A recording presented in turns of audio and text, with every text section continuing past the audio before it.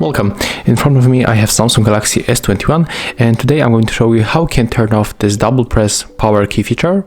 So as you can see, when we quickly press two times the power button, we are going to launch the camera. So if you want to turn it off or just change it, you have to go for the settings, then tap on the search bar and then tap double, and we have to go for the double press side key. It is in the advanced features, so simply click here to enter, and as you can see, we can change it to open Bixby, to open up, to of course quick launch camera like it is right now, but we can simply turn it off by tapping on the switcher. So that's how it looks. Thank you guys for watching.